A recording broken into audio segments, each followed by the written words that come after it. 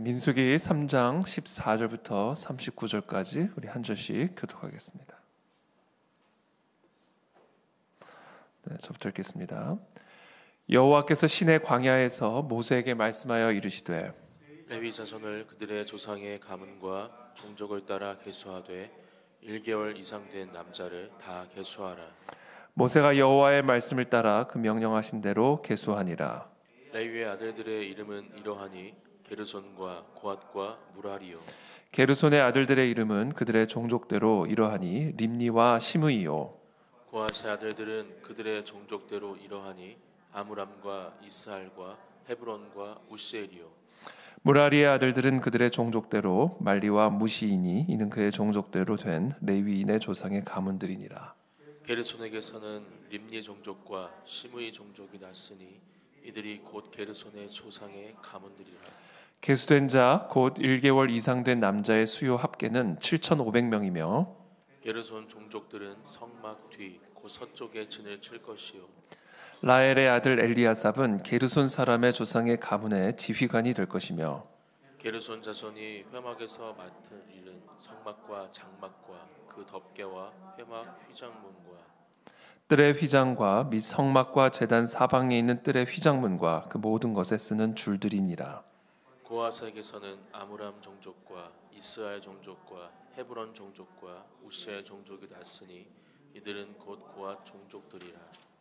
계수된 자로서 출생 후 1개월 이상 된 남자는 모두 8,600명인데 성소를 맡을 것이며 고핫 자손의 종족들은 성막 남쪽에 진을 칠 것이요. 우시엘의 아들 엘리사바는 고핫 사람의 종족과 조상의 가문의 지휘관이 될 것이며 그들이 맡을 것은 증거궤와 상과 등잔대와 제단들과 성소에서 봉사하는 데 쓰는 기구들과 휘장과 그것에 쓰는 모든 것이며 제사장 아론의 아들 엘르아살은 레위인의 지휘관들의 어른이 되고 또 성소를 맡을 자를 통할할 것이니라. 무라리에게서는 말리 종족과 무시 종족이 났으니 이들은 곧 무라리 종족들이라. 그 계수된 자 곧 1개월 이상 된 남자는 모두 6,200명이며 아비하일의 아들 수리엘은 무라리 종족과 조상의 가문의 지휘관이 될 것이요 이 종족은 성막 북쪽에 진을 칠 것이며 무라리 자손이 맡을 것은 성막의 널판과 그 띠와 그 기둥과 그 받침과 그 모든 기구와 그것에 쓰는 모든 것이며 뜰 사방 기둥과 그 받침과 그 말뚝과 그 줄들이니라. 성막 앞 동쪽 곧 회막 앞 해돋는 쪽에는 모세와 아론과 아론의 아들들이 진을 치고 이스라엘 자손의 직무를 위하여 성소의 직무를 수행할 것이며 외인이 가까이 하면 죽일지니라. 모세와 아론이 여호와의 명령을 따라 레위인을 각 종족대로 계수한즉 1개월 이상 된 남자는 모두 22,000명이었더라. 아멘. 네, 오늘 본문 말씀은 오늘 이 생명의 삶에 나온 대로 하나님이 정하시는 직무 그리고 사명에 대한 말씀을 기록을 하고 있습니다.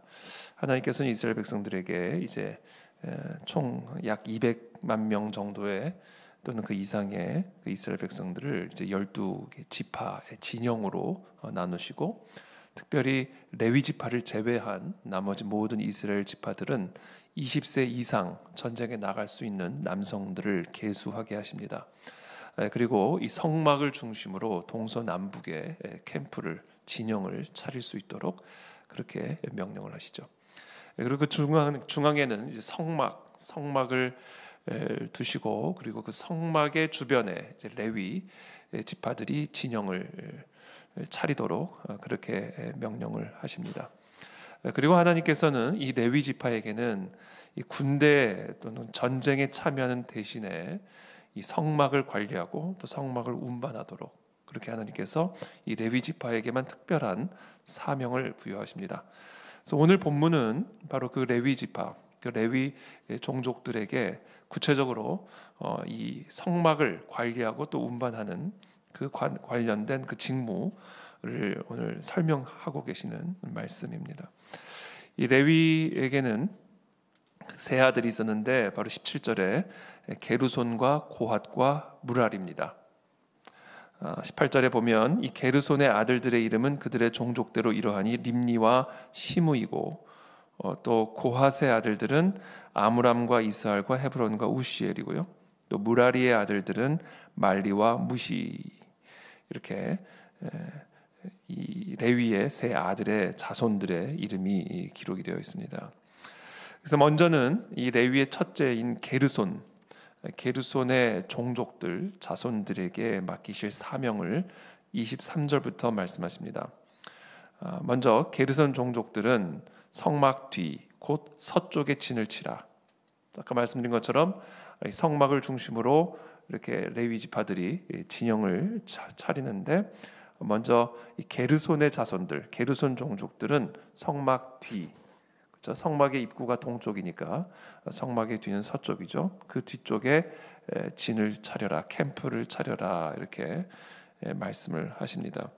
그리고는 이 게르손 자손들이 맡을 일들을 25절에 이렇게 설명합니다. 성막과 장막과 그 덮개와 회막 휘장문과 뜰의 휘장과 및 성막과 제단 사방에 있는 뜰의 휘장문과 그 모든 것에 쓰는 줄들이니라.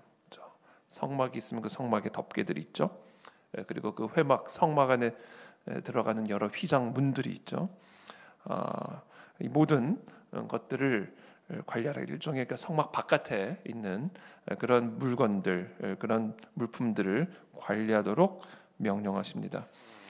그 다음에는 이제 27절부터는 고핫 자손들에게 주시는 사명들이 기록이 되어 있습니다.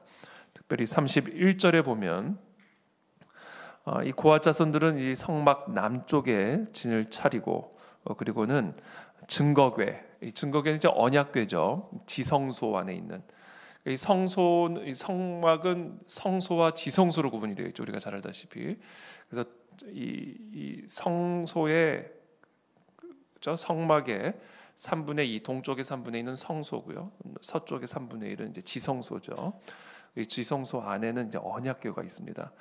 그리고 이 성소 안에는 이제 그 빵을 두는 상과 또 등잔불, 이 창문이 없기 때문에 성막 안에는 항상 불이 켜져 있는 촛대가 있었고요. 그 다음에 그 지성소로 들어가는 그 입구에 이제 그 향단이 향재단이 있었습니다. 향이 항상 피어 올라오는 향단이 있었죠. 향재단이 있었죠.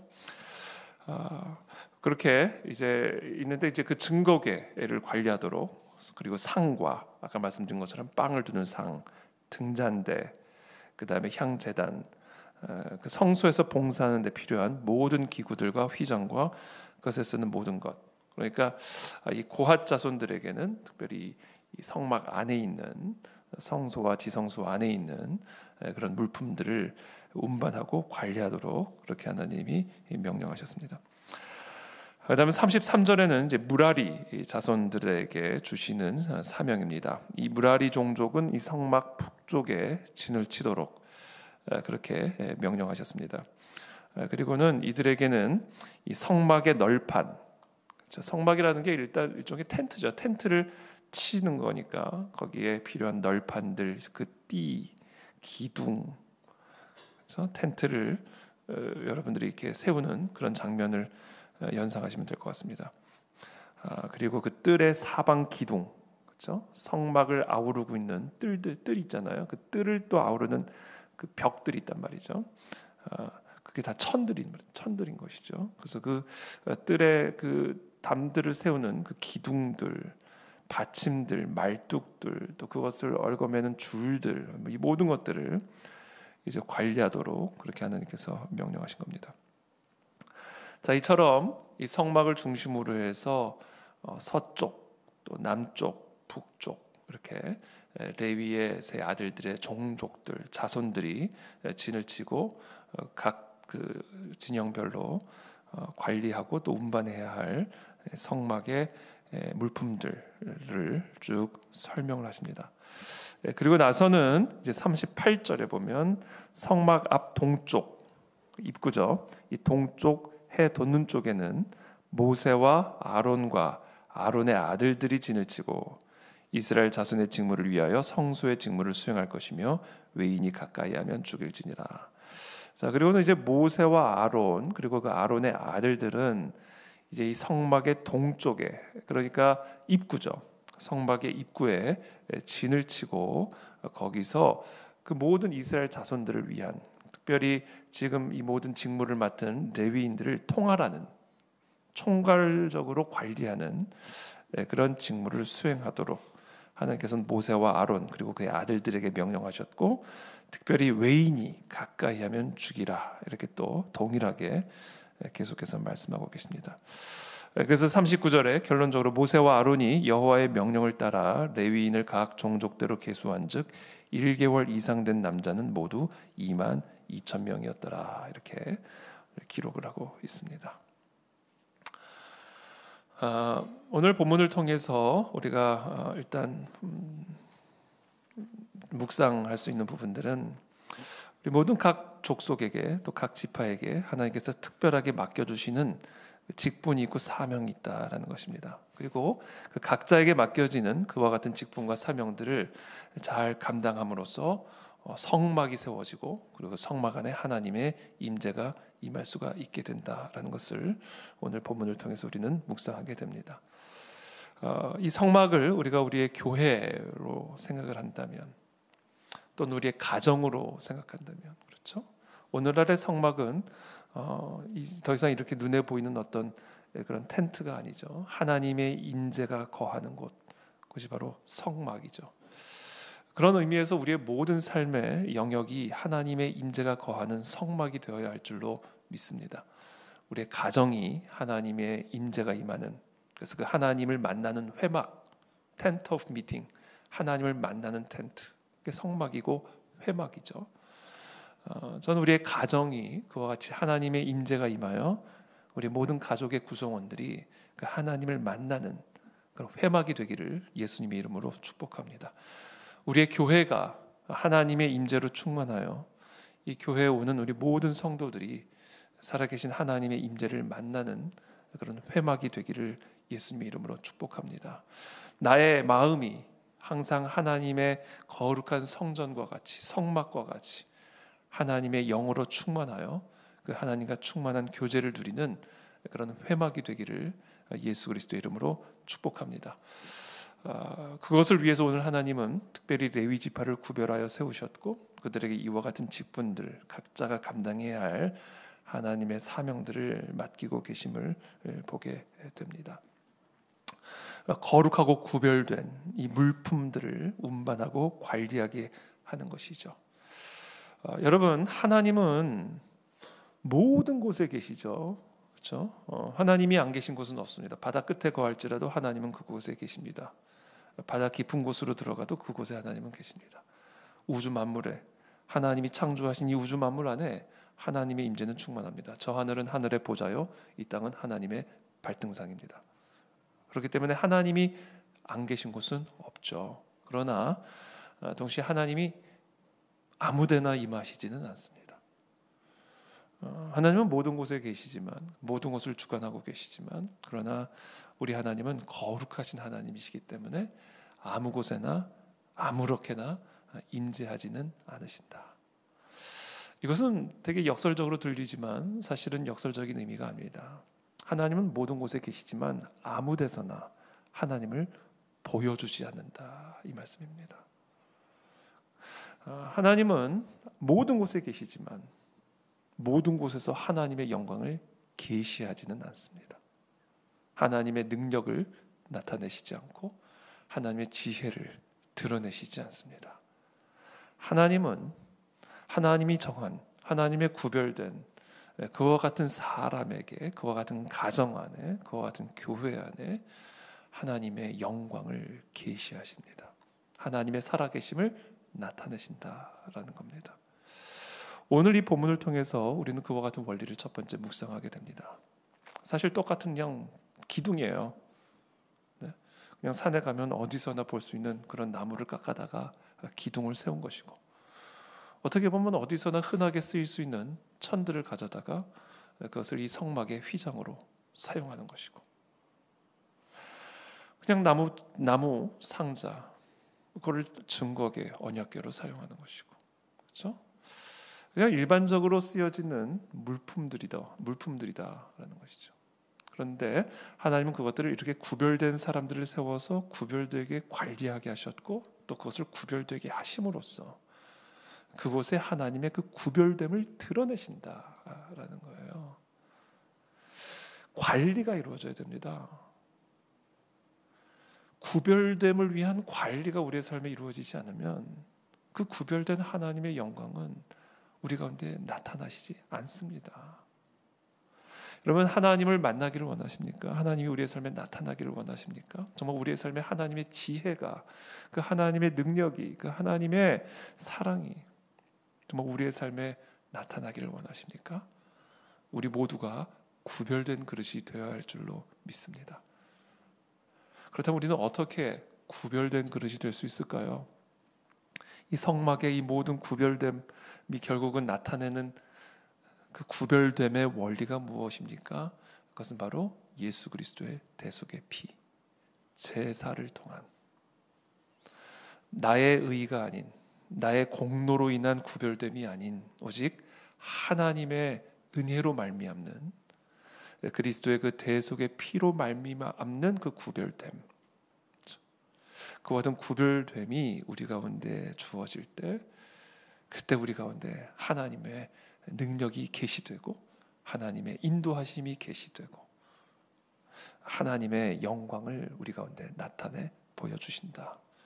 구름 기둥과 불 기둥이 떠올라 광야 한복판에서도 우리의 길을 이끌어 가시기 시작할 것이고 광야와 같이 먹을 것이 없고 마실 물이 없는 곳에서도 만나와 메추라기와 반석에서 터지는 생수를 통해 우리를 먹이시고 마시게 하실 것이고 이 모든 하나님의 나타나심, 광야 한복판에서도 하나님의 그 나타나심을 경험할 수 있는 그 유일한 길은 바로 우리가 하나님의 자녀로서 구별되는 것이다. 저는 우리 모두가 거룩하고 구별된 하나님의 백성으로 세워지게 되기를 축복합니다. 그것은 우리가 오직 예수 그리스도의 대속의 피로 말미암는 일입니다. 그래서 우리는 날마다 그 십자가 앞에 나가 그 십자가를 붙잡아야 된다. 날마다 그 앞에 나가 우리의 죄를 자백하며 날마다 그 예수 그리스도의 보혈의 피로 우리를 씻어야 된다. 이 성막을 들어가면요, 이 성막은 이제 성막을 중심으로 두고 성막 밖에는 뜰이 있습니다. 그리고 그 뜰을 아우르는 벽이 있습니다. 담이 있는 것이죠. 그렇게 함으로써 이스라엘의 다른 캠프들과 이 성막을 구별하신 거예요. 이 벽을 세우심으로써. 그리고 이제 그래서 입구가 있습니다. 자, 입구로 딱 들어가면 뜰이 나오죠. 그리고 그 뜰을 걸어가 나아가면 이제 성막이 그 뜰 안에 이제 딱 배치가 되어 있는 겁니다. 그런데 이 입구 성막의 뜰로 딱 들어가면 제일 먼저 있는 게 뭐냐면 놋 제단입니다. 제단, 번제, 물을 드리는 제단이 있고 그다음에 물두멍이 있습니다. 씻는 물두멍이 있는 것이죠. 그것을 통해서 이제 성막 하나님의 임재로 들어가게 되는 거예요.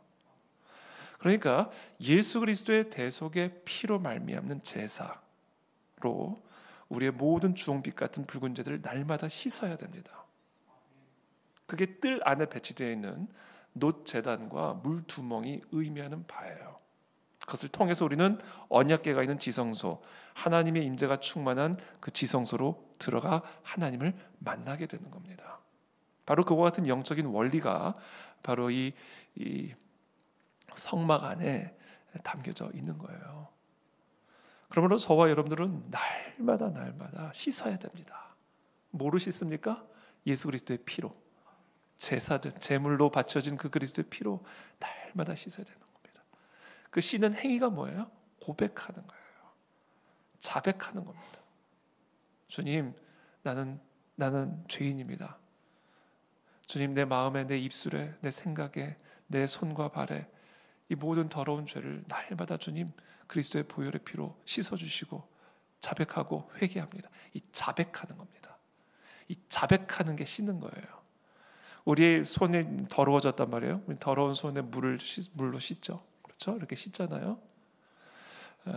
나의 죄가 그리스도의 보혈의 피에 닿게 해야 돼요. 그래서 그리스도의 피가 내 죄를 씻어야 됩니다.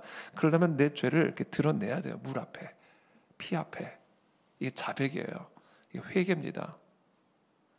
그러니까 우리가 다 죄인인 거 알죠, 그렇죠? 우리 스스로 우리가 죄인이라는 걸 다 알아요. 근데 그냥 그렇게 그냥 들락날락 거리는 게 아니라 날마다 자백하면서 성막을 들락날락 거려야 된다. 이스라엘 백성들이 그냥 성막을 왔다 갔다 한 게 아니란 말이죠. 하나님의 임재 가운데로 들어가기 위해서는 교회를 왔다 갔다 하는 것으로 되는 것이 아니라 바로 이 성막을 왔다 갔다 해야 되는 것인데, 이 성막을 왔다 갔다 하는 것은 이제는 영적인 원리로 왔다 갔다 하는 것이다. 그게 뭐예요? 날마다 예수 그리스도의 십자가의 보혈의 피 앞으로 나아가 나의 죄를 자백하고 그 피로 우리의 죄를 씻는 것, 자백하고 회개하는 것. 그렇게 우리가 할 때 우리는 하나님의 임재로 들어가 우리 가운데 나타나시는 그 하나님의 영광을 목도하고 경험하는 삶을 살아가게 된다는 거예요. 마지막 한 가지, 우리가 그렇게 예수 그리스도의 보혈의 피로 씻는다면 우리의 최선을 다해서 우리의 그 거룩함을 지키기 위해 노력해야 됩니다. 그게 우리의 삶을 관리하는 거예요. 물품을 관리하는 게 아닙니다. 이제 더 이상 우리의 성전된 몸을, 우리 자신을 관리하는 겁니다. 하나님의 임재는 우리의 마음 가운데 임하는 것이기 때문에. 그렇죠. 사실상 하나님의 임재라는 것은 더 이상 장소적인 개념이라고 말할 수 없어요. 왜냐하면 하나님은 모든 곳에 계시니까.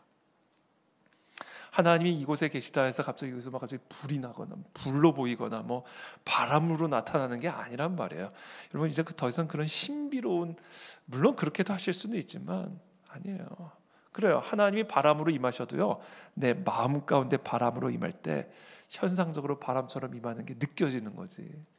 아무리 이곳에 하나님이 역사하셔도, 불과 물로 임하셔도 내 마음 가운데 아무 일도 일어나지 않으면 우리는 그것을 보지 못하고 듣지 못하고 느낄 수가 없는 겁니다. 결국은 뭐예요? 오늘 제가 결론적으로 저와 여러분들에게 오늘 주시는 메시지는 무엇입니까? 날마다 우리의 죄를 그리스도의 보혈의 피 앞으로 가지고 나가 자백하고 씻고, 그리고는 그 씻은 나의 마음과 나의 생각과 나의 몸과 나의 입술을 거룩하고 구별되게 지키는 일입니다. 구별되게 운반하잖아요. 어디를 가든 계속 거룩하고 구별되게 운반하잖아요. 우리가 어디를 가든 내 몸을 그렇게 거룩하게 운반하는 거예요. 지키는 겁니다. 훼손당하지 않게. 물론 우리가 연약하기 때문에 때도 묻을 수 있습니다. 이 광야 한복판에 이 거룩한 물품들을 운반하는데 어떻게 그게 항상 깨끗해지겠어요?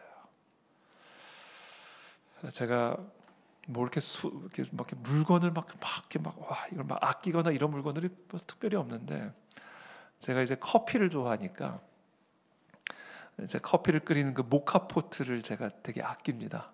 그래서 이번에 로마에 갔을 때 이태리 사람들은 그 모카포트로 다 커피를 이제 끓여 먹는데 모든 가정집에 그 모카포트가 있대요. 그래서 저도 예전에는 항상 뭐 그냥 우리 커피 이런 기계로 커피를 끓여 먹었는데, 그 모카포트를 이제 하나 사와서 이제 요새는 그 모카포트로 커피를 마시는데 얼마나 그 행복한지 몰라요. 그 끓이고 이런 게 그냥 행복해요. 제가 저번에 설교 때도 말씀을 드렸습니다만, 근데 제가 그 로마에 그 3대 커피집이 있다 그래가지고, 또 제가 커피 매니아인데 그냥 지나칠 수는 없잖아요. 그래서 그 로마의 그 3대 커피집을 제가 다 갔어요. 그래서 다 한번 에스프레소를 다 먹어봤습니다. 그 중에 한 커피숍에 가가지고 제가 그 모카포트를 기념으로 하나 샀는데, 그 커피집의 그 브랜드 색깔이 노란색이에요. 노란색. 그래서 아주 그냥 샛노란 모카포트를 하나 사와가지고 제가 이제 매일 이제 사무실에서, 교회에서 이제 그것에 이제 커피를 끓여 먹는데, 그거를 이제 제가 그 가스불이 없으니까 교회에는, 그래서 제가 인덕션을, 그 모카포트용 인덕션을 하나 조그만 게 있어서 그걸 하나 샀는데, 딱 배달이 왔는데 죄송해요, 이게 중국산인 거예요. 순간 좀 불길한 느낌이 확 드는 거예요. 중국산 이거를 써야 되나 어떻게 해야 되나. 근데 아니나 다를까 그 모카포트를 그 인덕션 위에 올려놓고 끓이는데 그 밑부분이 탄 거예요. 그 모카포트의 밑부분이 그른 거예요. 그래서 제가 너무 속상해가지고 아니, 너무 이제 이 노란 그 이쁜 모카포트의 밑부분이 시커멓게 그을은 거예요. 제가 진짜 너무 속상한 거예요, 마음이. 저걸 어떻게 막 수세미로만 닦아도 보고 있는데 뭐 전혀. 근데 어저께 제가 얼마나 속상하면 설교 때 이야기를 또 하겠어요.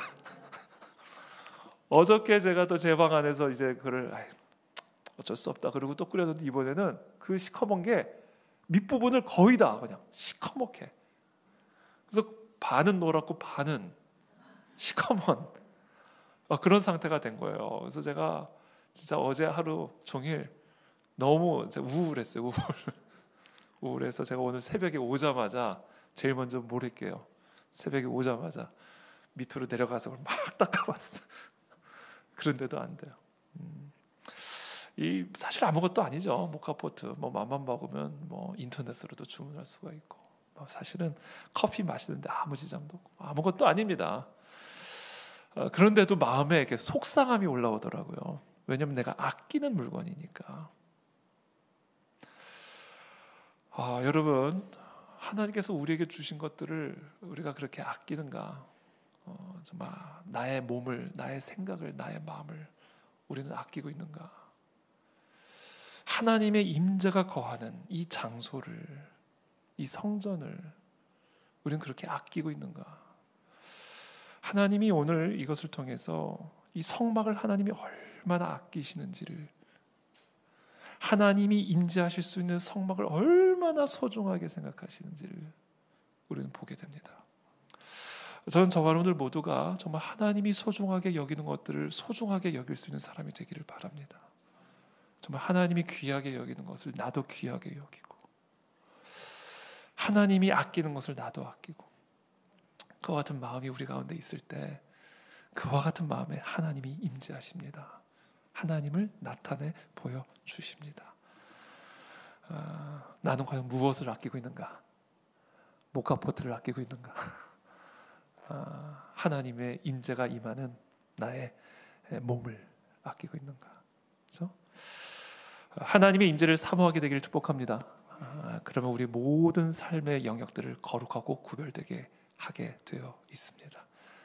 이 삶에 우리의 모든 평생에 하나님의 임재를 가장 소중하게 여기고, 그 하나님의 임재가 훼손당하는 것을 견디지 못하는 거룩한 하나님의 예배자들, 백성들이 다 되시기를 예수님의 이름으로 축복합니다. 기도하겠습니다.